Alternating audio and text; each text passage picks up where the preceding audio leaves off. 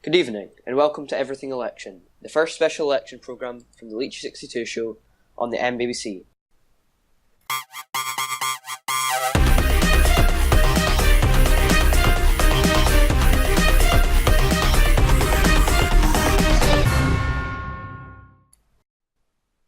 Tonight's show will include debate and discussion about everything that is happening this election campaign from our special guests. Horizon 2K, Liberal Democrat Party President and candidate for South West London, welcome. Hello. Toast in Russian, the Conservative Defence spokesperson and the Conservative candidate for Kent. G'day. And AKC8, the leader of the Labour Party and MP for West Midlands.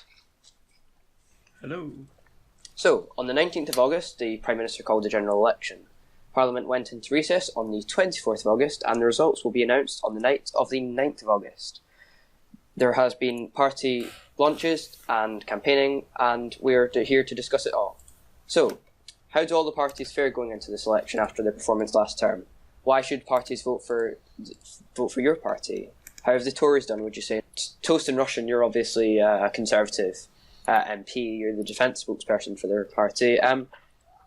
Do you see the UKIP merger as a negativity, or would you see it as something which is positive and will benefit the Conservatives?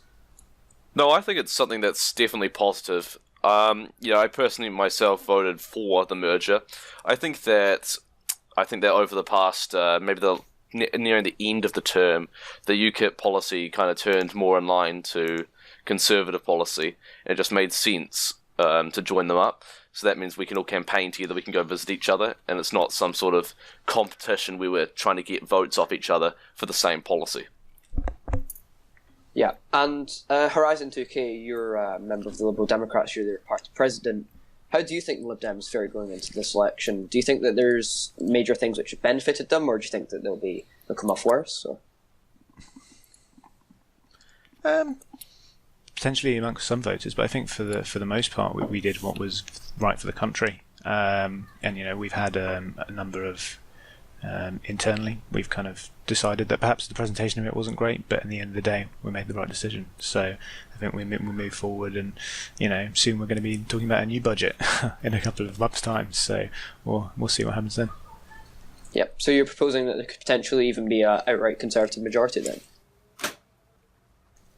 I think it's going to be an interesting term for us going into this election. I think we've supported the budget. There was obviously the issues around the budget, but I think we've come out of that. We've had recent internal elections, and we've come out of that with quite a clear course going forward. So I'm quite positive for where we're going to be going in the next couple of weeks. I think we've got some good candidates in place and good policies. And as I think I have to agree slightly with Inferno, I think we might make some mild gains. And I think for that would be a good result for us, and then see where we come out. And obviously the Tories are looking like they're going to be far and away the largest party even.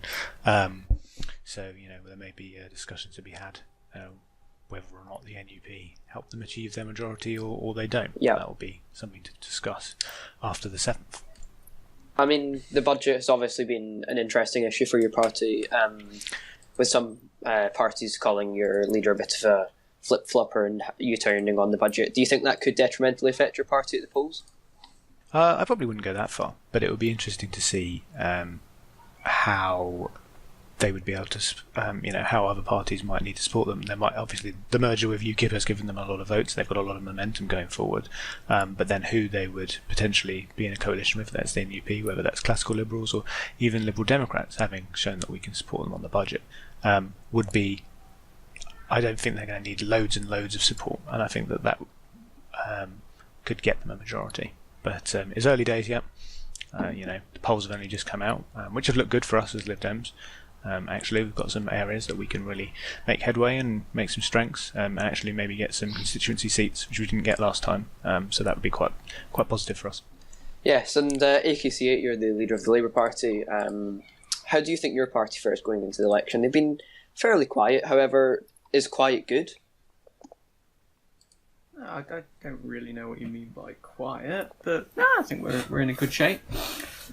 We can capitalise on the collapse of the RSP. Hopefully we can entice some of their voters over. I think if you look at the most states of the parties, I I think this Conservative or right-wing victory in the next election, I think, is a little overhyped. If you look currently they're on 35 if you include the UKIP seats. I thought UKIP before the merger probably deserved to reduce a bit. The Conservatives probably deserved to gain a bit. So you're looking at breaking even there, probably. So I think quite a lot of power is in the hands of the NUP. Would they want to coalition with such a Goliath party on maybe 35 seats if they stay where they are? So I think saying that this is a foregone conclusion is a little naive on that front. I think what happens with the Radical Socialist Party vote, what happens to the Liberal Democrats and the Greens obviously gaining some seats from Solidarity and the Nationalists. I think that's where the more centrist vote would be where the election would be won or lost. So if the centrists, so if you think, oh no, go ahead. I just said that often that's where elections are won or lost amongst the centre parties, and certainly as Liberal Democrats are going to be looking to take advantage of obviously the RSP collapse. I think if perhaps maybe the right majority is not a foregone conclusion, the collapse of the RSP is perhaps somewhere where I think we can all agree that they're not going to be where they were before by some margin.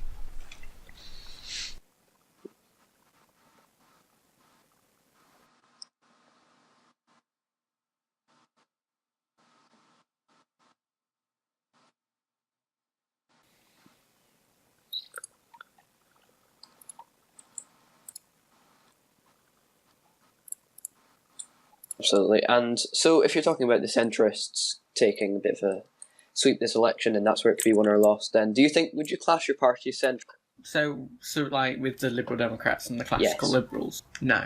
No problem. So let's look at polling then. So there's 2 polls that have come out on Friday evening. There was constituency polls from the Highland Polling Company, and we also saw some regional polls from Wellman Galls. The polls showed a fairly considerable good result for the Conservatives, with the Lib Dems and Labour faring fairly well.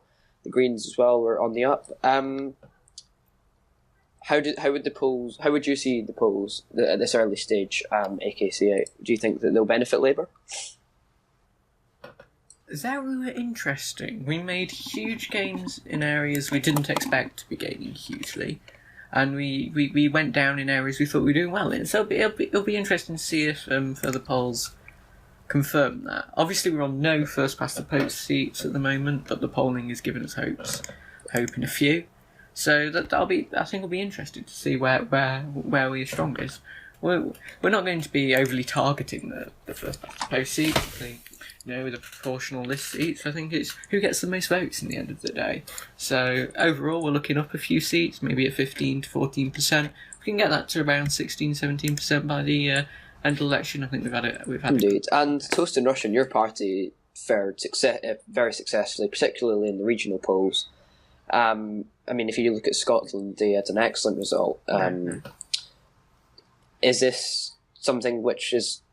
Do you think the polls are representative of how the result could be on the 7th of July? 7th of August, sorry? Well, my stance on this is that the only poll that matters is the one on the 7th of September. But I'm quite encouraged by the polls that we've seen.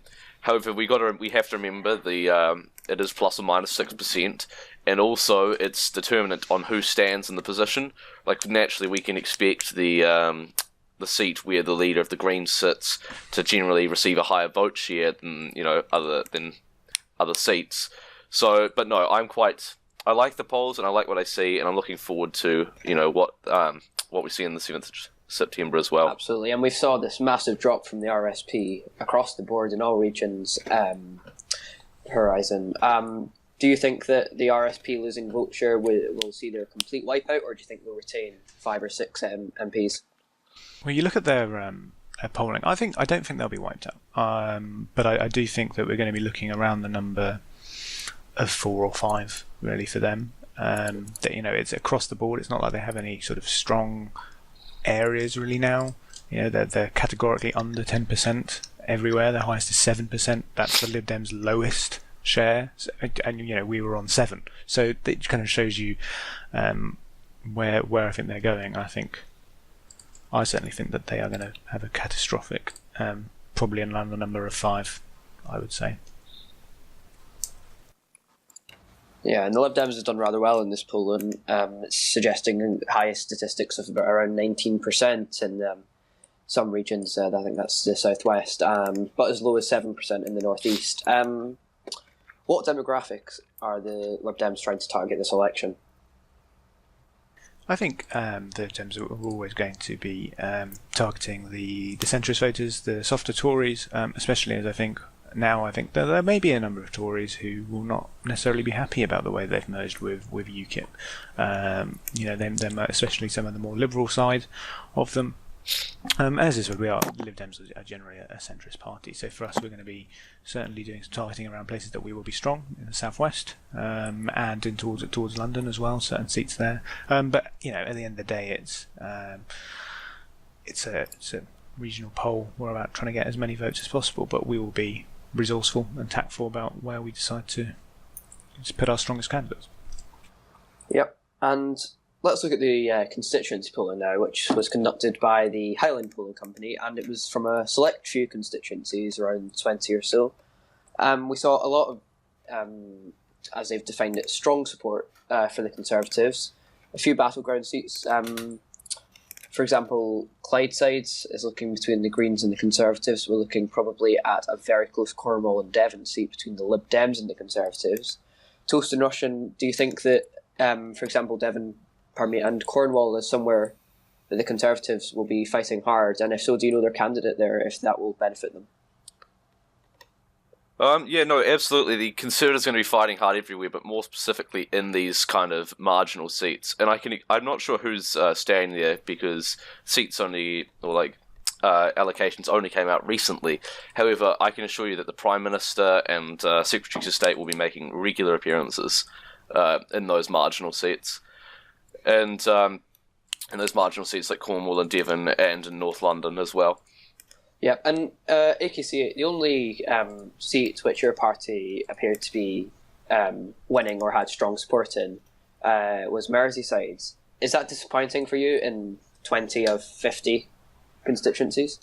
Not disappointing as such. I think because we didn't win any last time, I think leading in one's an improvement in that. I think it's interesting because in Cornwall and Devon, we were a close second to the RSP in the last election. So we had that as a target seat, and now obviously it polled a Lib Dem Tory marginal. So I think that was interesting. But as I said, we're not overly concerned about first past the post seats. We what is saying an average there of 14.9%. I think if we came out with 15 at the end of the day, we wouldn't be overly disappointed. And so winning one from an upgrade of 0, there's only ways up. So Yep. And if we look at the Conservatives, Toast and Russian, way out in front with 31.9% of the vote. There's obviously specific seats which you'll be wanting to target. Scotland specifically, if we look there, we obviously recently had the Holyrood elections. They're at 40% in Scotland, and Clydeside is very close to the Conservatives and Greens. Are the Conservatives taking Scotland from the RSP in a massively changing demographic? Well, I think I'd like to think so. I mean, we all know that the RSP is about to collapse and is collapsing because of recent events throughout the term. And I think that the silent majority in Scotland should be ready to, listen to what the Conservatives have to say. And I think that a lot of people who were voting for the RSP are going to be looking at other minor parties, and they're not going to be coming to Conservatives. But we want to be more targeting the middle kind of voters. They're the same as the Lib Dems, who they're targeting to try and sway them more to centrist right kind of policy. Yeah, and just one final constituency poll I'd like to mention, that's the seat of Cumbria and Lancashire North. That's Dunk's 11, the ex-Prime Minister and well-recognised politician. The Classical Liberals, his party, only gaining 16.4% of the vote to 38.9% for the Conservatives. I mean, that could see the Classical Liberals wiped out. What do you think, Horizon 2K? Well, I don't know. I mean, it's early days, as you say. I think that Dunks has a distinctive personal, can't think of the word, personal sort of charisma to him. People know him. He has history there. So as I said, it's early days, but I'm sure that he is very passionate about his local area, and he will campaign very hard to do that. Obviously, if the Tories can get someone there and get out, then I think by all means it will be an interesting scrap in their hands. But they might pick up one or two in any of the top up areas anyway. So I don't necessarily they're going to be wiped out, but they might lose their constituency seat. That's all to play for. Yep, potentially everything is to play for. And we've seen this kind of changing demographic around the whole of the UK, with the Conservative stake in Scotland, as AKC8 said, the seat that the Cornwall and Devon was between the RSP and Labour last time, and the Lib Dems and the Conservatives now taking that. This changing demographic, will it make the polls more unpredictable? Toast in Russian? I don't think so. I think the polls are not particularly they're not particularly unpredictable, as we've seen here, but we do have to take them with a grain of salt. And I think that they should be accurate, because the people here, they've seen that we've come out of the first government in a long time to be able to pass a budget, and they've seen that we've done a lot of other things throughout our term, like we're the only government to last the whole term. So they've seen that, and then they're moving towards the centre right. Although we do have to remember that the only poll that matters is the one on September 7th. Yep, indeed. So let's look at the recent campaigning we saw in the past 2 days.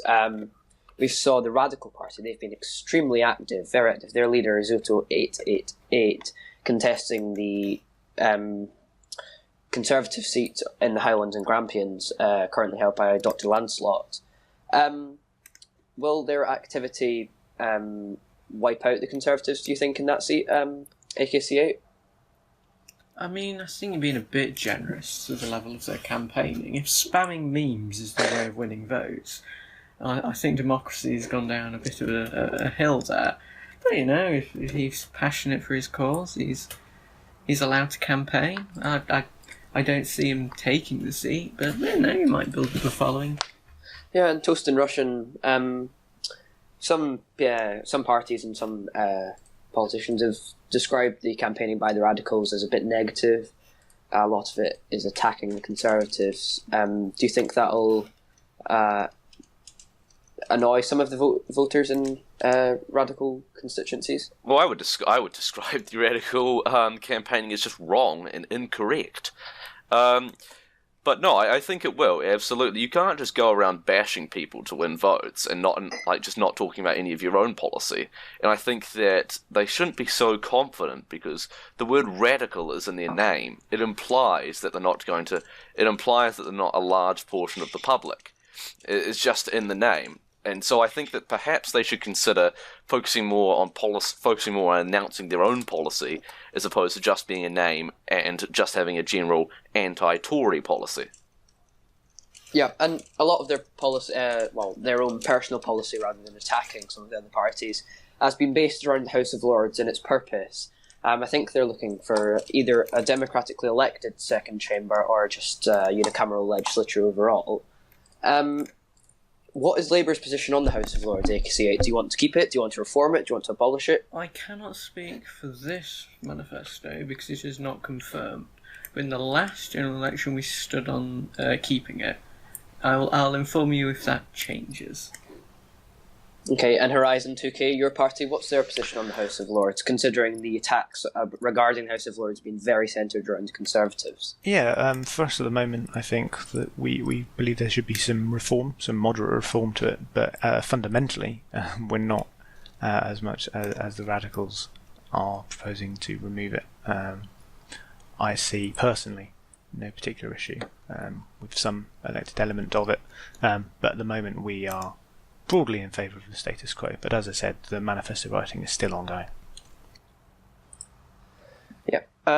So some other news with regards to campaign events. The Communist Refoundation Party, who didn't run any MPs, didn't run any candidates last general election, they've campaigned fairly hardly, posting a few posters, a few speeches. Are the Communists, do they stand a viable chance of even one seat, would you say, Toast in Russian? I don't particularly think so. I think they're basically on the level of the Transport Party. No. I think that the communists, they're posting posters and they've done a couple of speeches, but in the end, in these first past the post seats, and also in fact in the general MMP seats, people are going to go out to the poll and think about what actually does the best for their family. And generally that's going to be Tory, but if they have different personal beliefs, they're going to be voting Lib Dem or perhaps even the Greens. And I think very, very few people's personal beliefs on what's going to make their lives better are going to align with some communists. That's interesting that you compare them to the Transport Party, which many people have branded a kind of meme party. AK68, would you say that the communists are more true to their cause rather than being a meme party? I don't know. I have to see their manifesto. Everyone's allowed their political opinions, so I'm not going to slate anyone for that. But communism hasn't had many seats in the Commons for a good few terms now, and I don't think you can pop up a fortnight before the election and expect to make sweeping gains. They'll be lucky if they'll get one. Yeah, that's interesting. And I think that we could perhaps look at how the Greens have done so far, because we haven't really discussed them very much. They've released a few posters, and they obviously responded to the campaign launch. How have they done throughout the course of this term, would you say, Toast and Russian? They've led the opposition. They've been in the official opposition throughout. What do they need to do to get into number 10? Look, I think I have to commend them for their work throughout this term. I mean, I don't necessarily. Well, in fact, I don't agree with most of it on principle, and in practice, I think a lot of what they've done is not the best way to help Britain. However, you have to commend hard work when you see it, because they have been working hard, and I do think that they should put up a good and fair fight this election. And I think to go into number 10, they need to be focusing more on centrist policy, and I think perhaps consider some of their financial side a bit better, because we saw before the Conservatives got into power, we had a massive deficit. We were looking at higher taxes, higher borrowing, just a higher financial loss for the average kind of working family, which the Conservative Party managed to turn around. So they need to be looking at their financials and at the economy more, and that's what we saw in the Prime Minister's speech yesterday. Yeah. So obviously, alongside the national campaigning that we've just been discussing, there's been a lot of constituency launches, in addition to quite a lot of party political broadcasts and posters and the like. And this election, we've seen quite a few unique ways of campaigning. We've seen, for example, even a website from the deputy leader of the Scottish Conservatives in Lanarkshire and the Borders. This kind of new campaigning, Horizon 2K, do you think it could take off with the voters, or do you think it won't be as popular as perhaps thought by some of the politicians?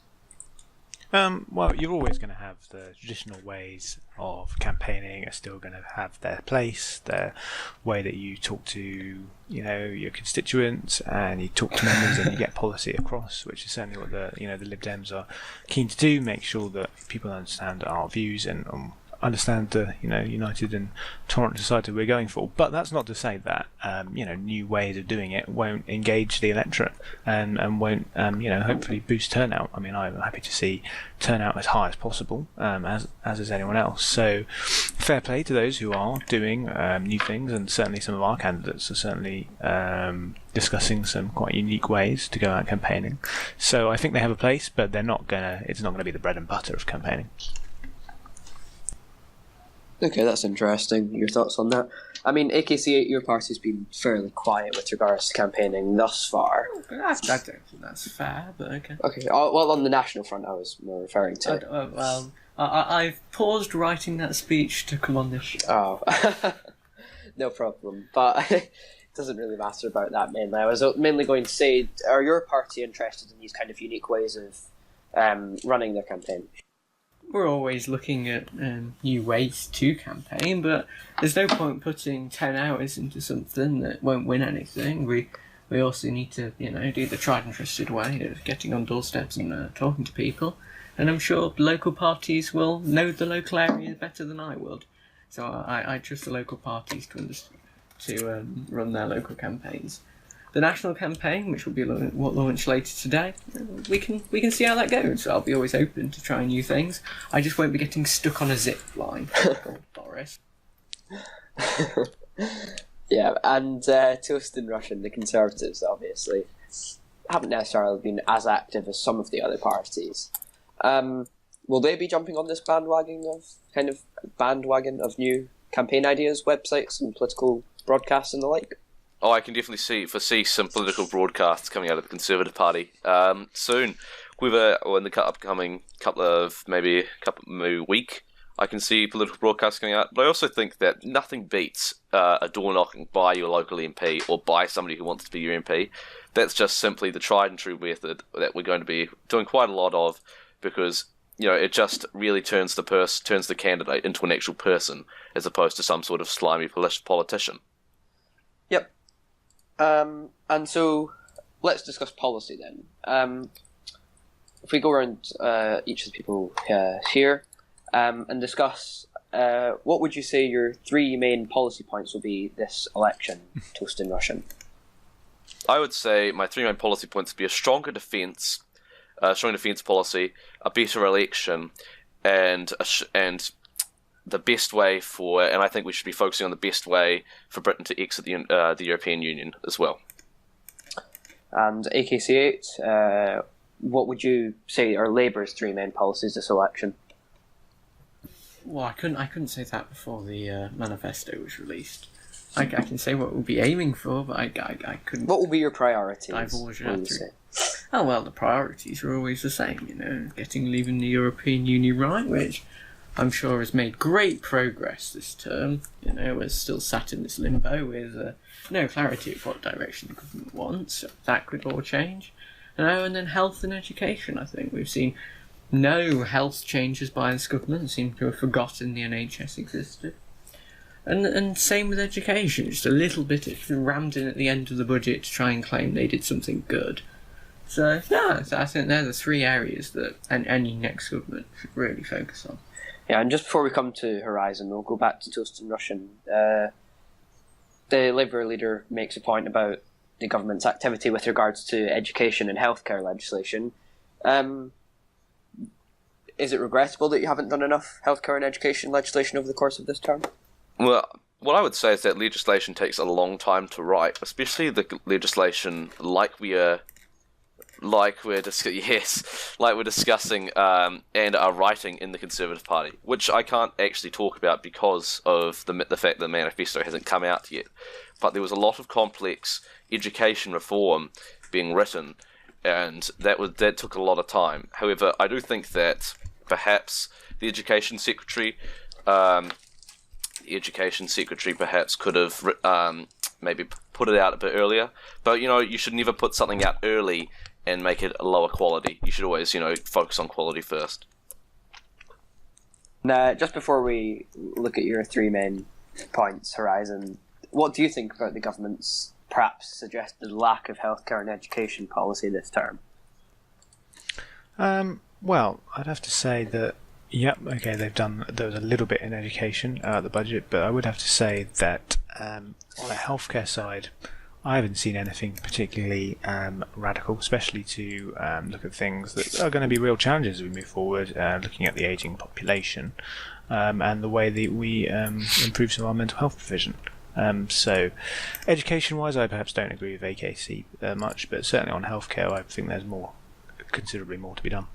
Yeah. So, what will your what will the Liberal Democrats' 3 main priorities be this election? So for us, obviously, as I said, the manifesto hasn't come out yet, and we cannot. I'm not going to make assumptions about what it was, but I certainly know that going forward, we're certainly going to be looking at remaining in the single market is going to be a key element for us, as these Brexit negotiations, which have been rumbling on for far too long now, and with no real conclusion, and it's really damaging the economy as we keep going on in this limbo. That will certainly be one of them. Secondly, putting a considerable amount of money into infrastructure investment is certainly something that we are very passionate about, and the way that we decentralise government decisions and policies to our regions and our counties will be something that we will be pursuing in our manifesto. Yep. So looking at the Brexit point you make about the Lib Dems aiming to try and stay within the single market, Toast and Russian Conservatives perhaps have one of the best chances of getting government. If they are in government, will they call a single market referendum next term? I can't actually. I'm really sorry, but I can't comment on the European Union kind of policy that the Conservatives are proposing because the manifesto isn't out yet. We're still writing it, and I'm not in that section of the manifesto writing team. I'm more focused towards defence and defence policy. Yeah, but in terms of if we do have one, would you personally be campaigning to remain or leave? Personally, I think I should. I think leaving the single market is a better way of going about business, because we see other countries such as the United States, such as China, getting free trade deals with, well, in China's case, this entire South Pacific, including Australia and New Zealand, and they're doing fantastically off that. And I think that we should be moving towards free trade deals as well, which we are definitely going to get. And I think that not everything needs to be focused on Europe. It's a globe, not just the European continent. So I think that, the single market definitely, I would be campaigning to leave the single market. Okay. And I assume that XA and Horizon will both be campaigning to remain. Yes. Obviously, we saw at the last the EU referendum. We saw the kind of left leave almost. Could we potentially see a sort of left leave of the single market AKC8? Left leave was run by the RSP mainly, RSP members, and they wanted to stay in the single market within the left leave campaign. So unless the communists make significant gains, I don't see that happening. So I think the Green Party want to remain, the Labour Party want to remain, the Democrats want to remain. So all the major parties on the left want to remain. So unless something comes out of nothing, I don't see that being a possibility. Yep, and there was a further point made by Horizon about devolution and kind of, just devolution in general. Obviously we had the Holyrood elections, Stormont we're likely to see a Senate and London Assembly. To what extent will your party be focusing on devolution this election, Toast and Russian? I can't really. I'm sorry, that's not my kind of area of expertise about that. I'm more focused on the regional and kind of national campaigning, more specifically. So I know that like over nationally, we're going to be doing quite a lot of. The Prime Minister's going to be making a lot of visits. Secretary of State's going to be visiting other more marginal constituencies, and some party political broadcasts we're going to be putting out quite soon. Yeah, but in terms of devolution, for example, to Holyrood, we've obviously have a Holyrood government which could be suggested support devolution to Holyrood. If there is, say, a Lib Dem or even left-wing majority in government, AKC and Horizon, neither of you could really discuss this, could we see further devolution to Holyrood to begin with? I think our Scottish manifesto was clear on this, that if there is going to be any more devolution, we wouldn't do it without a referendum. Devolution referendums have failed in the past, and politicians have got it wrong, so I don't think we should make such big, large, sweeping power movements in the country without asking the people. Whether that happens, I don't know. I think it depends on the formation of whoever's the government at the time. But I don't think it should be done without a referendum.